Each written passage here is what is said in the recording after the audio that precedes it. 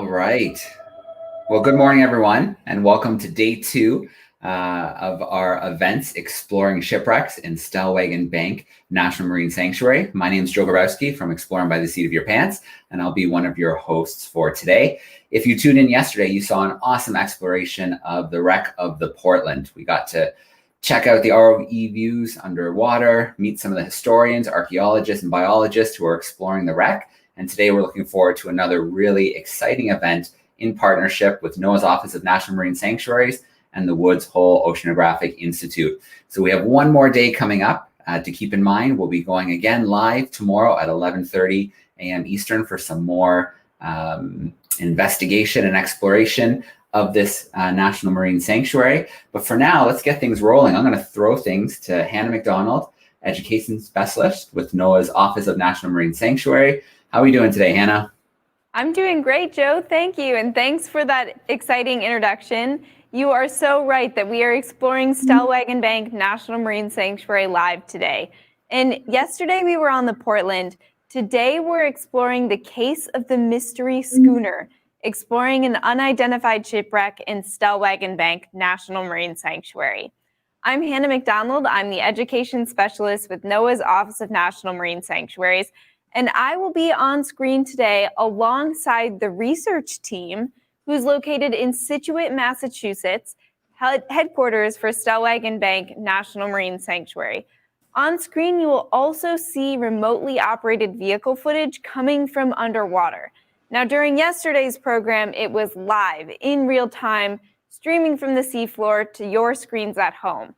Unfortunately, today, due to some severe weather, high winds, the ROV is on land as well as the crew.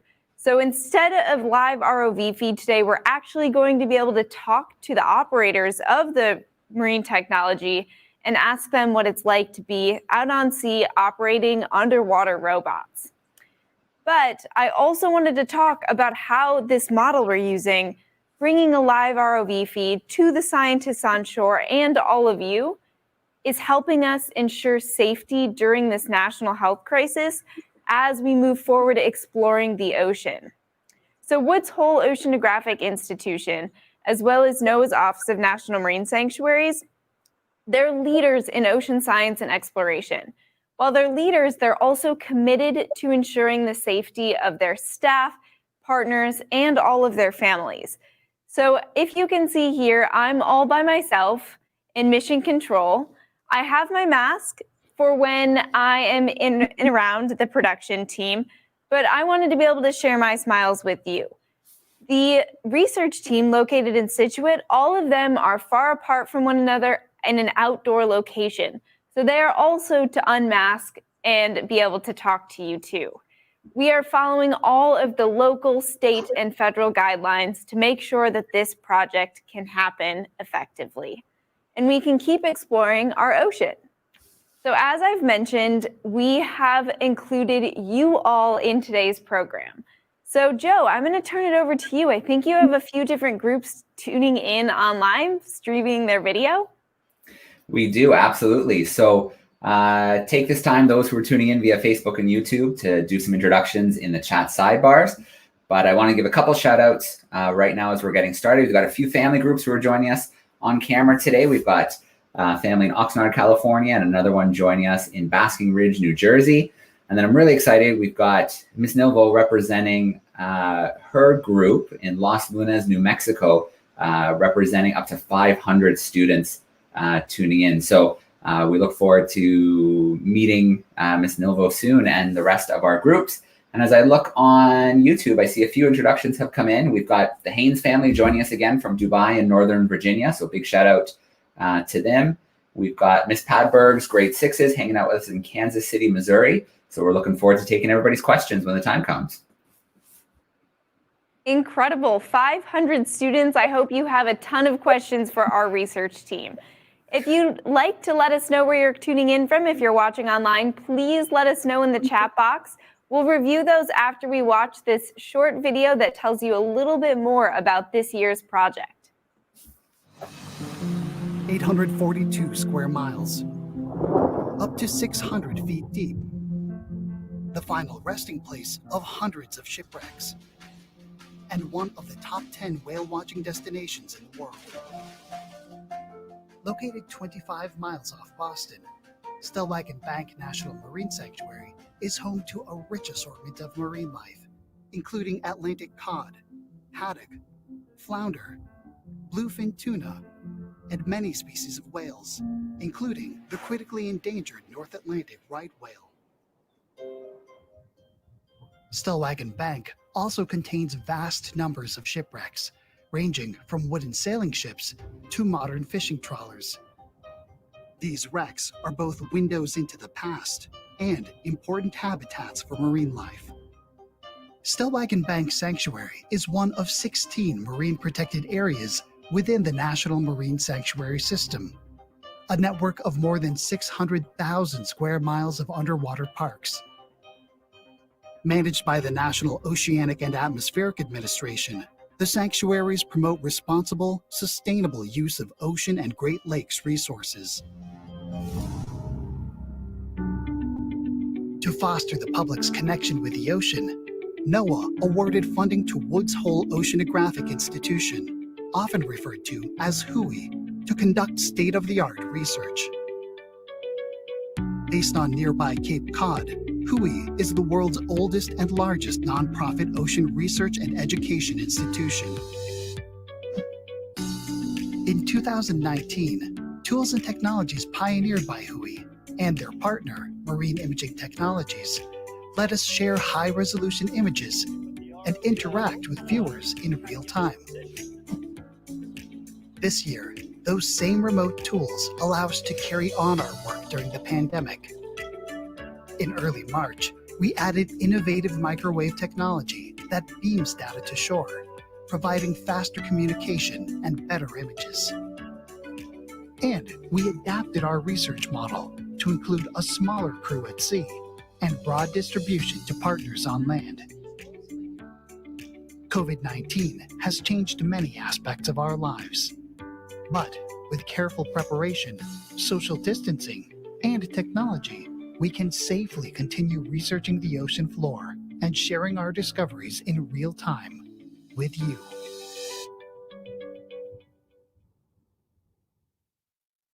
I hope that you enjoyed that intro package because you are about to learn so much more from the research team about this year's project.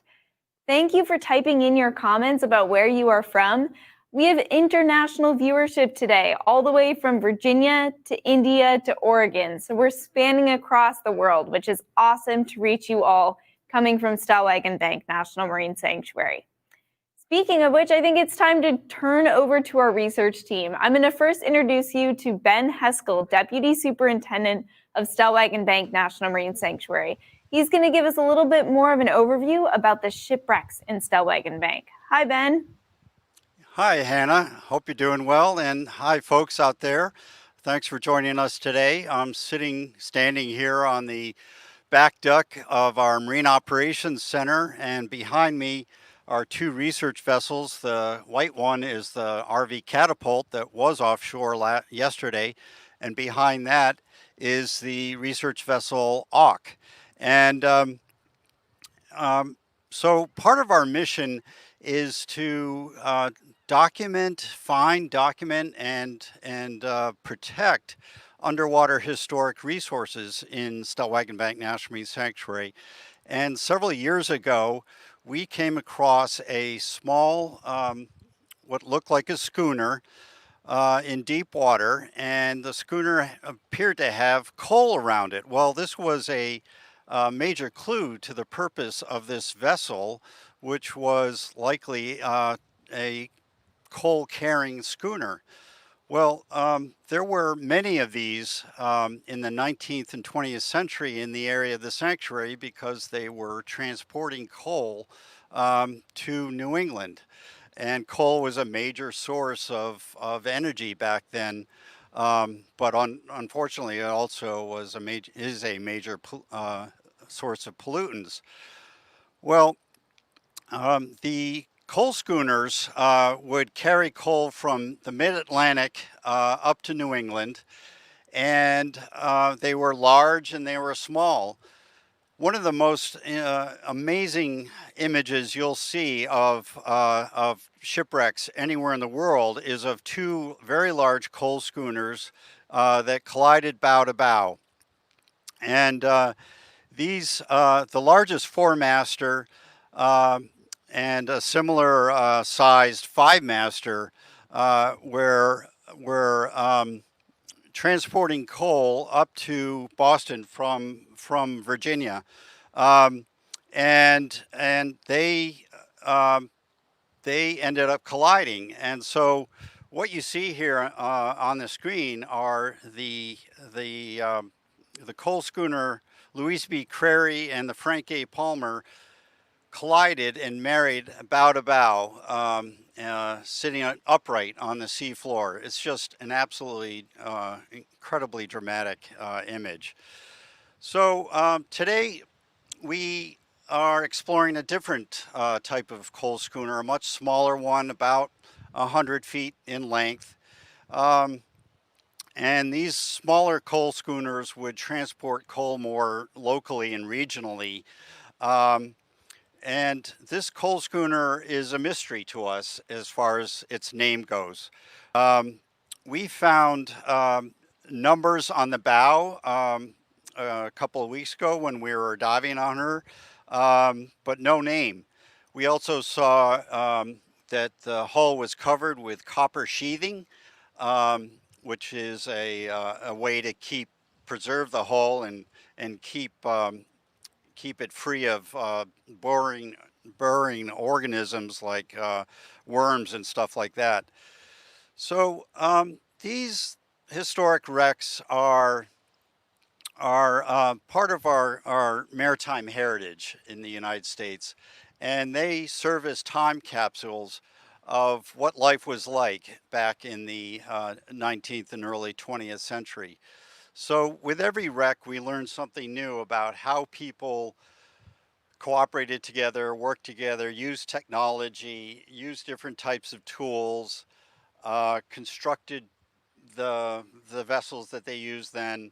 So we learn something new about our maritime past with every new shipwreck that we explore and document. So I think with that, I'll turn it back to Hannah, and she'll give you some more insight into the technologies that we're using. Thank you so much, Ben, and great findings with those numbers and the copper lining. I'm sure the marine technology was a great source of help to find these things. So before we run the video package that'll allow you to see more about the marine technology, I want to let you know that after that video, we are going to open it up to you all for questions. So if you have a question specifically about marine technology, please type it in the chat now. Or if you have a question and you're on screen with a group, let Joe know to unmute you during the next segment. So let's run this video to tell you more about marine technology. Deep sea research and exploration are completely dependent on technology to go where humans can't. At Stellwagen Bank, we use a remotely operated vehicle, or ROV, named Pixel to take pictures and video around shipwrecks. Pixel is relatively small, a fraction the size of deep sea ROVs. But sometimes we need something even smaller to advance our scientific goals: a penetration vehicle. This year, Marine Imaging Technologies built one, the Portland Penetration Explorer, or PPE, designed to go inside shipwrecks. PPE hitches a ride to the wreck on Pixel, then flies off and explores places even Pixel can't go. Looking inside the Portland helps us gather more information about her final moments. PPE's wide-angle, low-light 4K camera captures images from deep inside, where light is often scarce. These same images will let us build a future VR experience based around the Portland.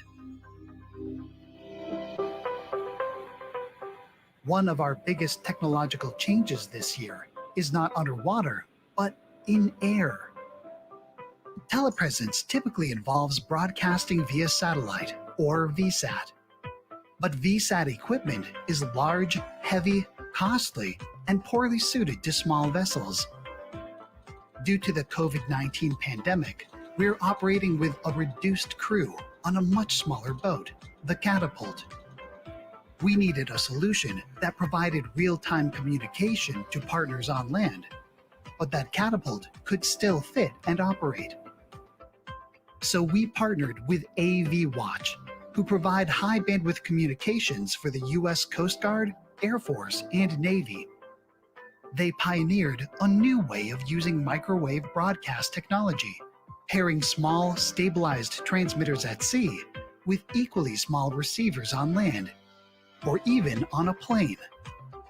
Their technologies provide high bandwidth data at a fraction of VSAT's cost, letting us send multiple real-time video feeds to our team ashore and helping everyone stay safe.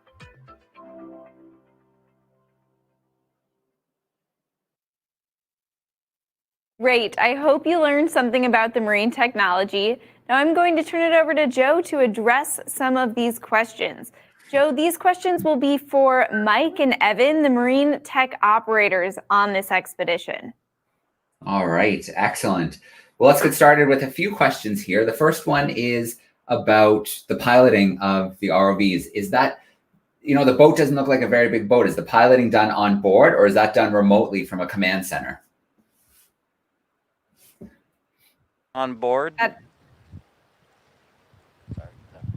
Yeah, that's a great question, Joe. So Evan and Mike, the question is the operating done on board or from a remote center? Yeah, so in this case, the operation is done from on board the ship itself. Although with the RF technology that we're using, we could do it from shore if we wanted to. After yesterday, I think we would have wanted to. Yesterday, we ended on an interesting note. They have a little saying about if you have whitecaps in the harbor, there's going to be really big whitecaps offshore. So we ended up coming in early yesterday during the last broadcast, and now we're sort of fixing all the damage from that storm that came up rather quickly yesterday. I'm so glad to have you back, both safely on shore.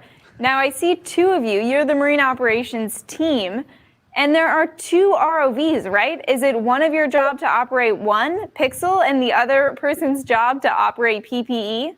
How does that work? That's a great question, and that's exactly right. There's an operator for each ROV when we have two of them flying. Generally speaking, whichever one is harder to fly at that time, we give to Mike, because Mike's an excellent pilot, and I'll let him tell you about what it's like flying PPE. So flying PPE is kind of pretty interesting, and we actually nicknamed it Taz for Tasmanian Devil because it has so much power for the size of the vehicle that she'll scream all over the place, turn around really quickly, be really twitchy. So in order to get on site comfortably and move into the wreck in a controlled manner, we actually have to turn her power down to about 10% of what she's capable of doing. So the only time we use her full power is when we try to release from Pixel. After that, everything is dialed way down so we can just move nice and smooth and gentle. And if you ever watch her on the surface, she's just screaming and making all kinds of interesting noise and bubbles and yelling, and hence the nickname Tasmanian Devil. I love the nickname Taz. Now, thank you both, Evan and Mike. We are going to introduce you next to Kirsten, Dr. Kirsten Meyer-Kaiser. She is focusing on biology on these shipwrecks. Let's turn it over to you. Hi, Kirsten. Hi, Hannah. Thanks. So approaching a shipwreck for the first time is always a very exciting experience, and that was definitely the case for me with the Mystery Coal Schooner this summer. My first question in mind whenever I look at a new wreck is just, what is there? So for the Mystery Coal Schooner, the answer is actually not that much, which was a bit surprising to me at first. The entire hull of the wreck is covered in copper sheathing, which is toxic to marine organisms. It was originally installed on this ship as an anti-fouling measure, and I find it fascinating that even over 100 years later, that anti-fouling purpose is still extremely effective. So nothing can settle on that copper surface because it's toxic. And honestly, the animals don't seem to be much fans of the coal either. There's coal all inside the hull and also around the ship. It's kind of sitting in a pile of its own cargo, and not much likes to be on the coal. So the places that we see marine organisms on this wreck are the wooden parts of the wreck. There are some wooden knees that are laying around the wreck that have sponges and anemones on them. And then other wooden debris around the wreck serves as sheltered areas for some of the fish. We actually had one cusk that really enjoyed lurking around the ROV, kind of doing some exploration of its own throughout this summer as we were doing our research. And identifying organisms can sometimes be accomplished really easily. I can tell what they are just because I've seen something similar before. But every once in a while, I have to go on a deeper level and do a closer dissection and taxonomic analysis. We had the chance for that this summer when we collected 2 specimens of species that I was having a hard time identifying by eye. We used a custom-built suction sampler on board ROV Pixel at a natural boulder reef site. We chose to go to a boulder reef rather than collect organisms from a shipwreck because we wanted to protect the wrecks. So there was a sea squirt and there was a sponge that I couldn't identify just by eye, and we got specimens of both of those species. I was very excited. So I preserved them and took them back to my lab at Woods Hole Oceanographic Institution for the dissection.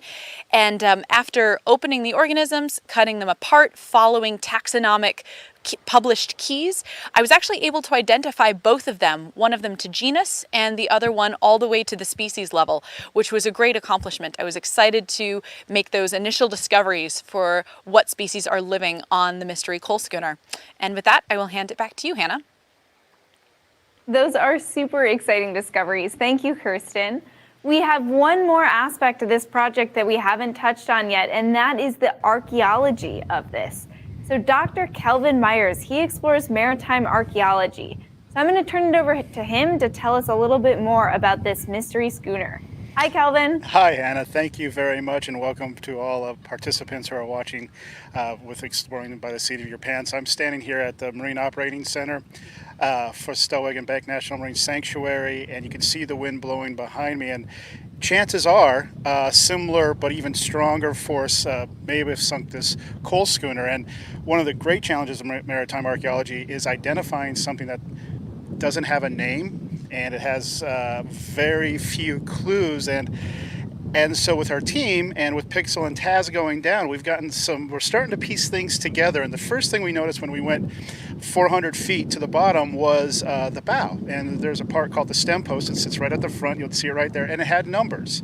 And it read, as we pulled in, 898. Now, normally these are water lines and they mark the load of the vessel and where it sits in the water. Chances are that's what it could be, but it's tantalizing that these are diagnostic based on that kind of numerical order that they're in. So that's one thing, kind of like an underwater license plate that we're excited about. And then as Pixel swept back over it, we saw lots of coal, and I'll talk about that in a second. That actually can tell us about the wreck as well.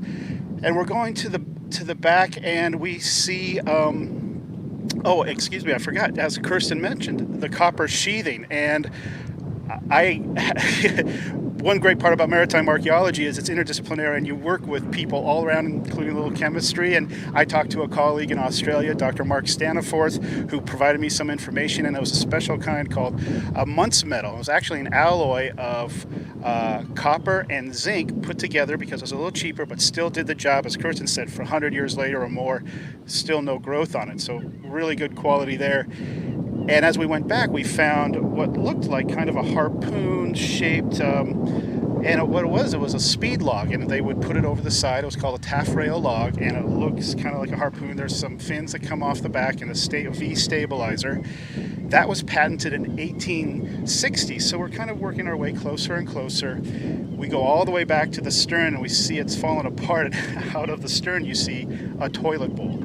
everybody can relate to that, and actually is a diagnostic. And if we were out there today, I'd be asking our team, could you get in close, because there could be a manufacturer stamp. And we swooped around to the other side, to the port side, and one of these personal items, beautiful brass telescope with a cap still screwed on, and maybe, if we were lucky, possibly even a name somewhere stamped on that. So all of these are little clues that we use, and the biggest clue possibly could be the most ubiquitous artifact, the coal, because we combined, as Kirsten did with her research, and you go for published papers and you look through primary sources and newspapers, and again, you use all your resources available, including great historians out there like John Fish, who helped find the Portland and shipwreck we talked about yesterday.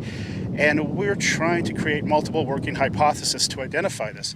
Now, we have a name of a vessel, and I want to be clear, we are not saying that this coal schooner is this vessel. It's called the Modoc, but it fits some nice variables of historic. It was built in 1882, sank in 1908 during what the newspaper of Boston Herald calls nasty seas, with 5 crew aboard. They were fighting for 12 hours as water pulled in. They had 18 inches in the hold, and people were manning the pumps, just 5 of them.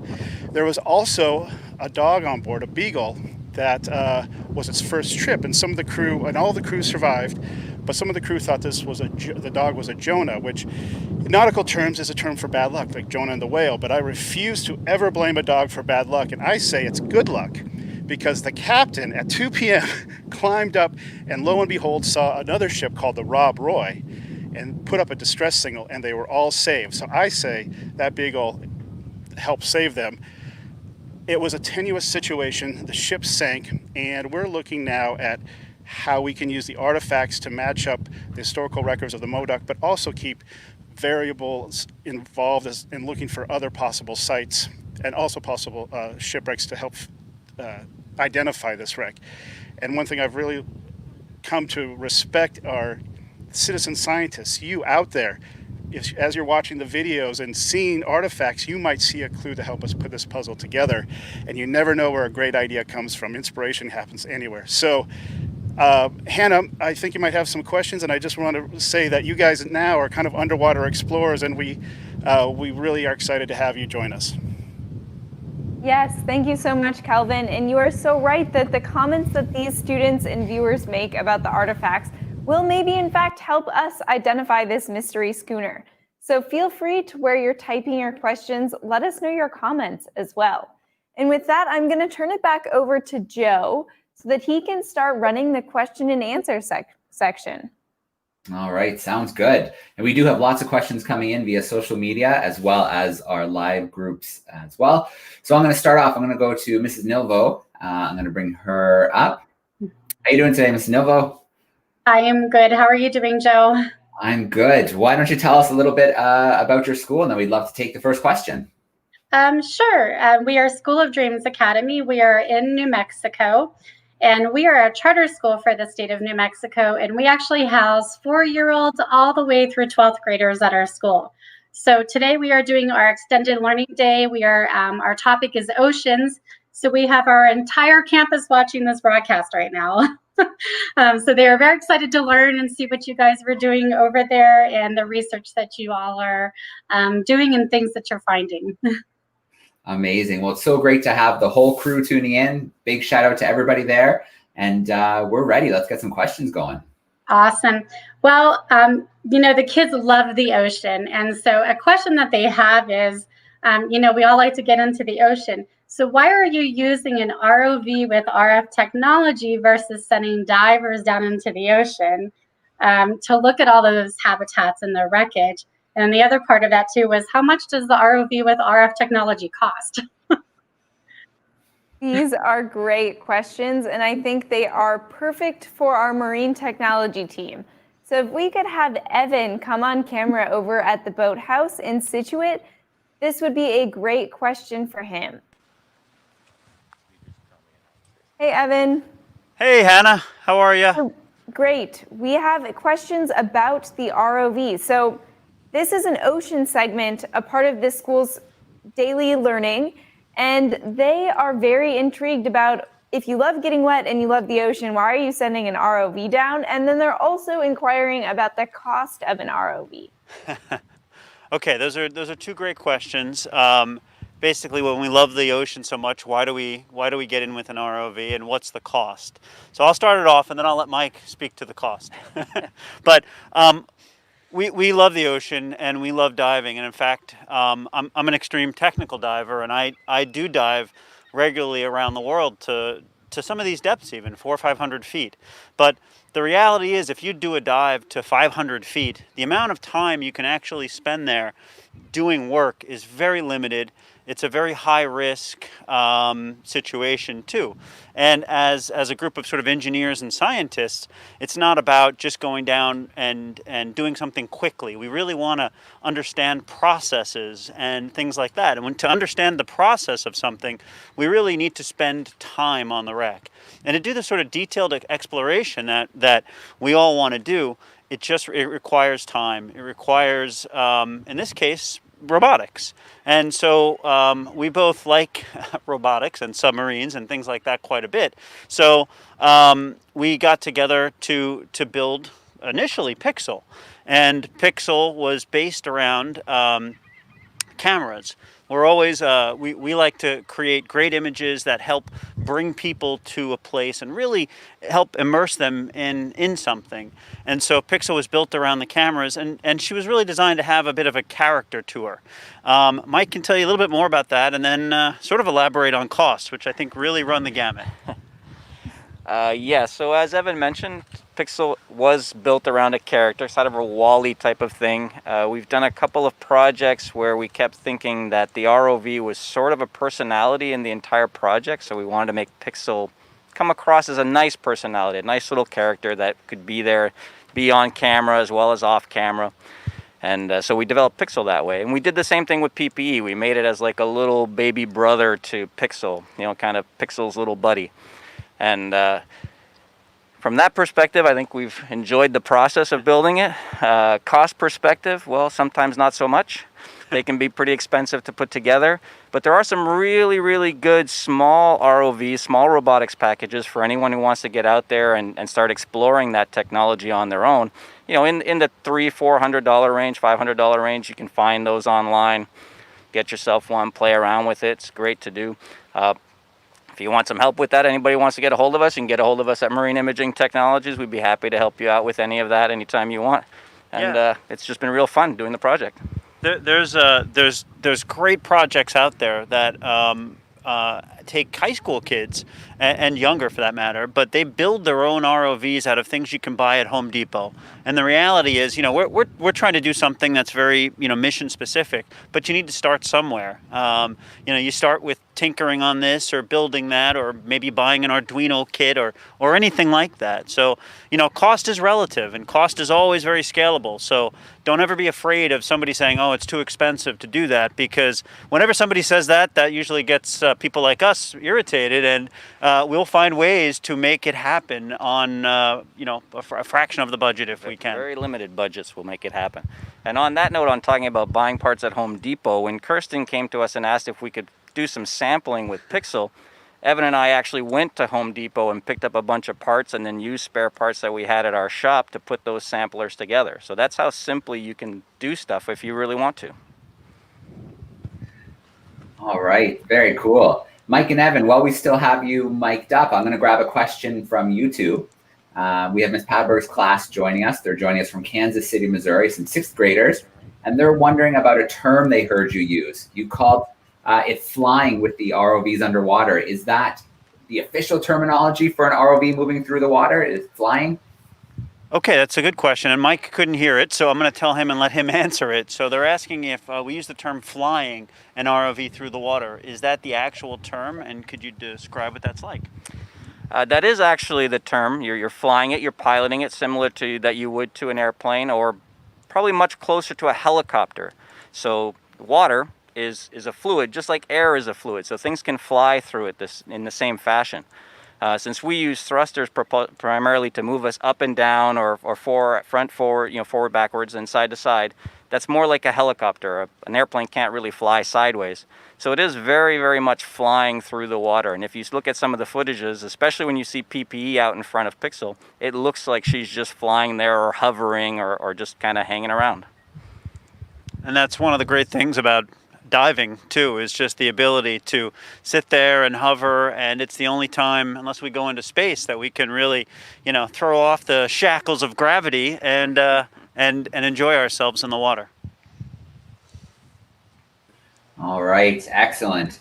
I'm going to go to another one of our live groups who are joining us right now. We have Ryan joining us in Basking Ridge, New Jersey. So just give me a moment. I'm going to pop him into the call. Hey, Ryan, how you doing? Yeah, thank you. This is a great presentation. Excellent. Well, great to have you joining us. And we'd love a question. Yeah, I just have a question for Kirsten, I think, with the biology. Could you talk more about the process of identifying those sponges that you found? Did you purify DNA and cross-reference the genome, or was it looking at the anatomy that you could only see through dissection? I just want to hear more about that. I was really interested by it. Yeah, that's a great question. So DNA is one very effective method for identifying species that I use a lot in my lab. You extract the DNA, you choose the segment that you want, use a reaction called the polymerase chain reaction to amplify that, and then send it off for sequencing and compare it against a database. But in this case, for the sponge, I wasn't relying on DNA. I actually used just the morphology of the animal. And so for sponges, a lot of the taxonomic characters are based on the spicules, which are little skeletal elements that are embedded in the sponge tissue. And so to do that, I had to take a little piece of the sponge, grabbed that with forceps, put it into a solution of 5% hypochloric acid, also known as bleach, just shook it up, and then that dissolved all of the living tissue and left the spicules behind. So by putting those under the microscope, I was able to compare that to photos of spicules in published taxonomic descriptions. And so one of the things that we publish is called a dichotomous key, where it takes you through step by step. All right, does this sponge have spicules or not? And it has spicules, so I go to step 5 or whatever the key says, and I work my way through that until I get down to something that seems to make sense. And in this case, I found one spicule that kind of looked like a claw, and that shape is really diagnostic. So it was able to send me in one direction, and I was able to identify that sponge as the species Michaela lingua, which was pretty exciting. All right, very cool. I know we have some more biology questions from Mrs. Nilvo's group, so I'm going to pop her back in to the call. Okay, one of the students, because a lot of our classrooms, work with the ecosystems and they're studying things like that. A student has a concern about how do you ensure, and specifically what do you do to ensure that the habitats around the wreckage are preserved along with the shipwreck there. So what kind of tools or things are you using to ensure? Yeah, so reducing environmental impact of our research is definitely something that's always close in mind as we're doing this work on the wrecks. The advantage of using the ROV is that it's basically an object kind of spinning off in the water column. It's got thrusters that are creating a little bit of turbulence. It's introducing some light to the deep depths that we're working at. But other than that, we don't really need to worry too much about impacts that the ROV is having, because we're using such high quality cameras that we don't need to be super close to the wreck or touching it to be able to see things. We can hang off of it a little bit, make sure that we're navigating around in a way that's not really touching anything. And I have to give credit to our ROV pilots for their exceptional skill in making sure that we don't impact the wreck. And the second thing is that we just make choices. So when it came time to collect those biological specimens, we decided to go to a natural hard bottom habitat, a boulder reef that had some of the same species on it, instead of trying to scrape the specimens that we wanted off of the wreck itself. So a rock can withstand a lot more force than the 100-year-old wood can. So we decided to scrape off of that rock. And again, credit to the ROV pilots. We had to just plan out the maneuver and make sure that the ROV was coming in, collecting its specimen, and then going away without touching or destroying anything else on the rock. So thank you for that question. All right, a great question from our class group joining us. We've got another question online here. This is from Daniel. And Daniel was wondering about the colors that we saw. So, it looks like a dark environment, but a lot of the creatures on the wreck were brightly colored. Why would that be if not a lot of light reaches that area? Well, so that's a really good question, actually. When the ROV is not there and we don't have the lights of the ROV to illuminate and show the colors of the organisms, they all look basically black to one another. And so why those organisms have their colors, I think they don't necessarily have their colors because they want to have colors. Their colors are most likely a byproduct of other things. For example, sponges have a lot of different chemicals in their bodies that make them taste bad and make them unattractive to predators. And one of those chemicals, as kind of a byproduct, might make them look a certain color, but the sponge doesn't have that chemical to look that color. It has the chemical to deter predators, and it happens to have that color as a byproduct. So there's that, and then a lot of it is just that it's genetically determined. This is just how the organisms are. For example, one of the anemones that we see is a species that occurs at much shallower depths as well, and we know that color in that species is genetically controlled. They have different genes for the brown or the pink or the white individuals, and so they just happen to be those colors, and they inherit those genes from their parents, and that's just kind of how it is. All right. Great questions coming in online. I'm going to work in another one here. We've got this one's from Keenan Haynes, so he's tuning in, I believe, in Virginia. And he's wondering, how long will it take for the wreck to completely disappear, if ever? Yeah, so I think that question is actually best for Calvin. Yeah, I would say let's send that question over to Dr. Calvin Myers. And Calvin, the question is, how long would it take for a shipwreck to completely deteriorate? Well, right now, the shipwreck actually is in a pretty stable position. So if we think of this as late 19th, early 20th century, it's been there for 120 years. And one of the reasons why it's still in that stable position is both because of the copper sheathing, which forms kind of a metal cast around the wooden frames, and the coal that covers it. So it creates this kind of anaerobic environment and blankets it and protects it. But what can change this is some natural processes. A storm can move things around, or human processes where, possibly a fishing net gets caught. And it's very similar to a break in a bone or a limb, where once that happens, you have a very fast deterioration. So kind of the slope is it's reached this level of stability, but if anything changes within the site due to these conditions, what we call site formation process, you have a remarkable increase of deterioration as new organisms and water and oxygen gets in. Salt water will deteriorate ships much, much faster than freshwater, and for anyone who wants to see fantastic images of shipwrecks almost that you could sail or operate today, there is a sanctuary up in the Great Lakes called Thunder Bay, and that's really like an underwater museum because of that fresh, cold water. Here, with the currents and the tidal currents that we have, the salt water will start to deteriorate, and most of that upper structure of the ship is gone because of that. So right now what we have is a kind of a status, and if things don't change too much, meaning not much movement, it could last another 100 years in that condition. But of course, being the ocean, things change all the time, and as soon as you have an opening or another wound, as I like to call it, you will have new growth, new opportunities for this teredo worm, which is called a shipworm. It's actually a kind of a clam with a little worm tail that gets in there and starts to bore away the wood. So it's hard to know how much longer it will stay, but in this current condition, it has a good, it will be there for a little longer than most people think. All right, excellent, Calvin, and it's really exciting that you found some clues. This time around, they're bringing you one step closer to identifying, the identity of the ship. It must be pretty exciting. Every little piece kind of fitting together until you've got that mystery solved. All right. So I want to grab Mrs. Nilvo's group one more time because there's so many students. We'll never get to all the questions. We want to make sure we work in as many as we can.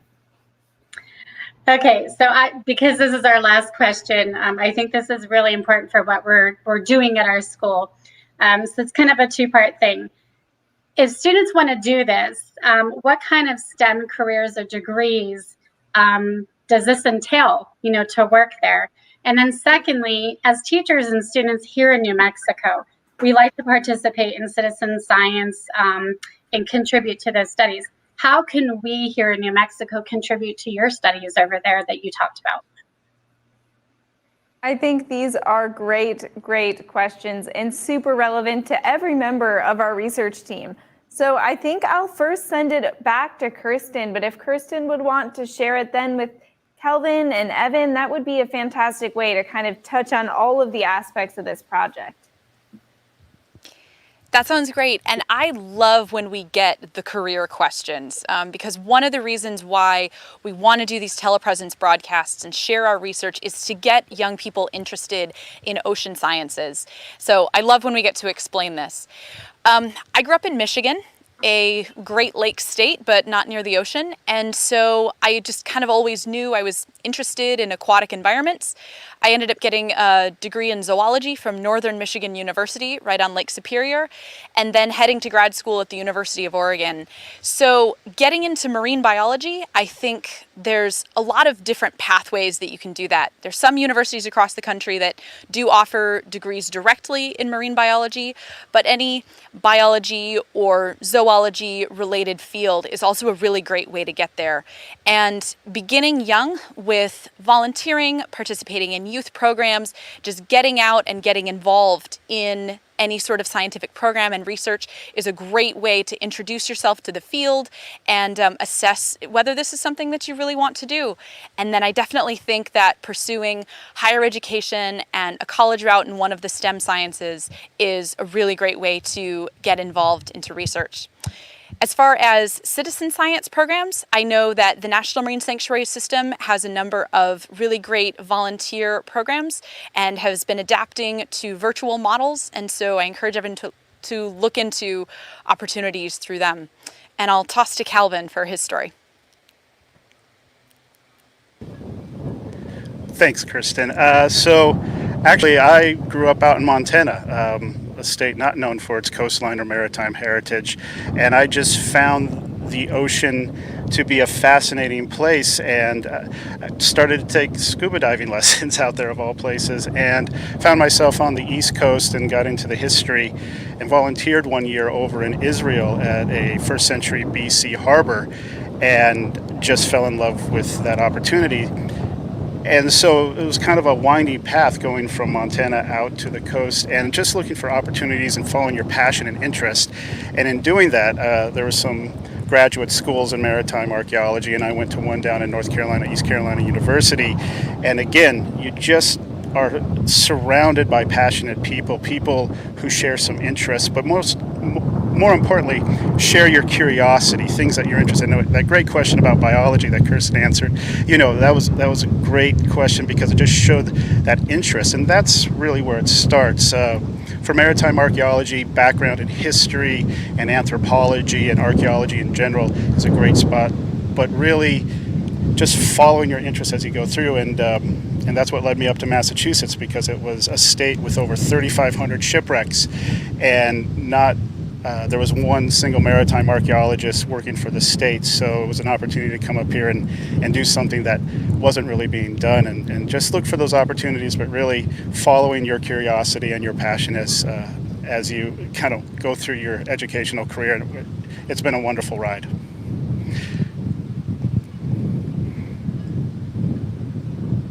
That's fantastic, both Calvin and Kirsten. And let's turn it back over to Mike and Evan to see if they can share some of their career pathways. Yeah, we have I think we all have sort of some interesting and just different stories about how we ended up getting here. And I always like to tell people that I was an actor and I was in the theater for a long time. And here I am piloting ROVs and hanging out in the middle of the ocean. And for me, it all comes down to telling stories that we're passionate about.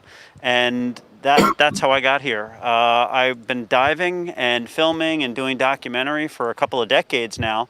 And largely when I met Mike, we started doing a lot of lot of the engineering together, and it's been a real treat and a real joy to sort of get out and create things from scratch. I wasn't a creator in this sense, but Mike certainly was, and I'll let him tell you about his little history.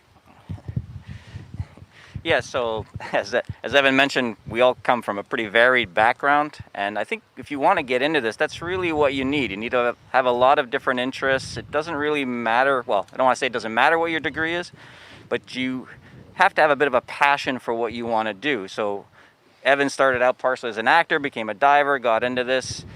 I was an engineer. My degree is in science and physics. I became a farmer for a while, as a gentleman farmer, as you would call it. And then met Evan at some point in time, and we started doing this stuff together. And so it's really about your interests, what you're passionate about, what you enjoy doing, and just learning about those subjects and topics, whether it's math, engineering, science, art, history, archaeology, anything you want to do. You just learn about that and enjoy what you're doing. Yeah, I grew up in the sticks of northwest Connecticut, about 2 hours from the ocean, so I didn't have immediate exposure to the ocean, but I did develop a passion for animals and wildlife growing up in that rural area, and family trips to the ocean really got me intrigued with the ocean, and particularly some trips to the Caribbean, like Bermuda, where the waters were beautiful, clear turquoise blue with these incredible colored fish, and I'm like, wow, I need to immerse myself in that beautiful environment. So I learned how to dive, and that was a major entree for me into the field of marine biology. So ultimately, I got a degree in marine science and policy at the University of Maryland.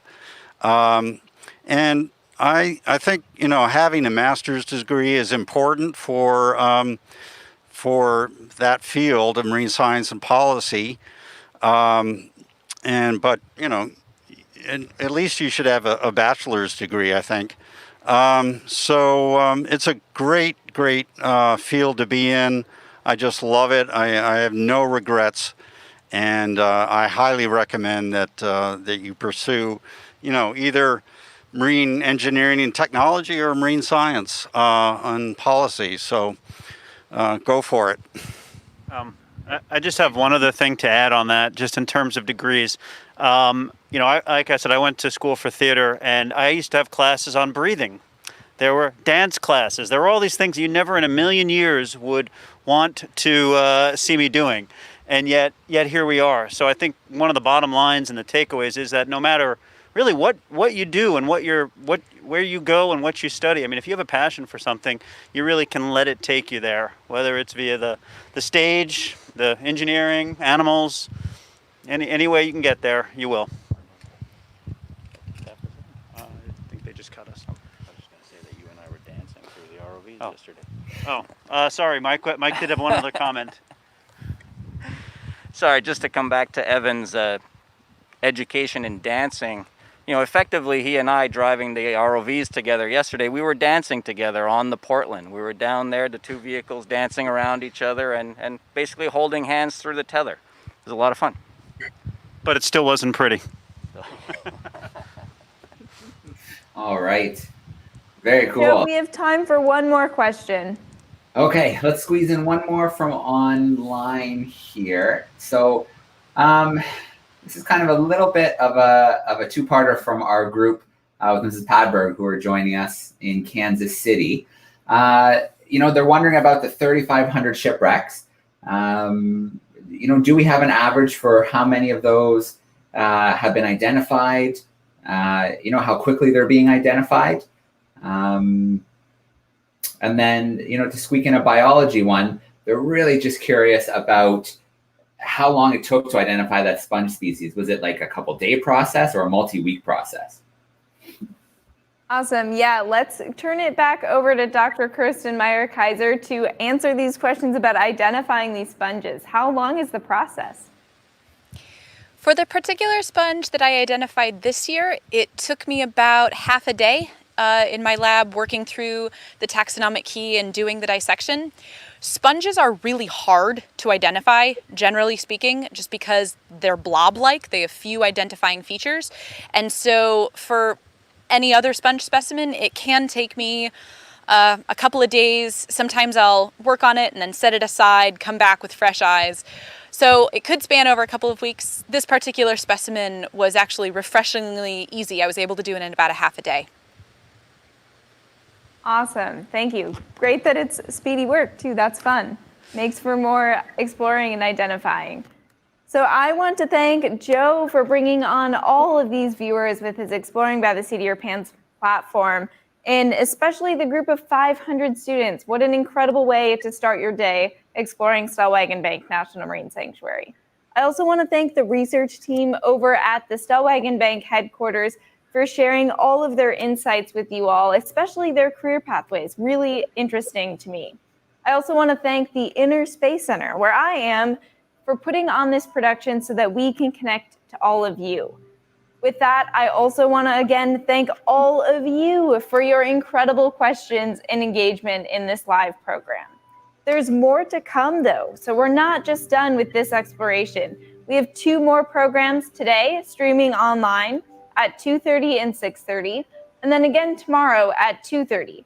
As well as with Joe again tomorrow at 11:30. So if you're interested, there's plenty of more chances to connect with us. If you're interested in learning more information about this expedition or last year's expedition, more information can be found on our web pages. We have a web page on sanctuaries.noaa.gov and as well as the Woods Hole Oceanographic Institution webpage. You can also follow us on social media across all of our pages with the hashtag #StellwagenDeepDive. So I really hope that this was not the last time you're exploring with us, that we get to see you again soon. Thank you so much, everybody.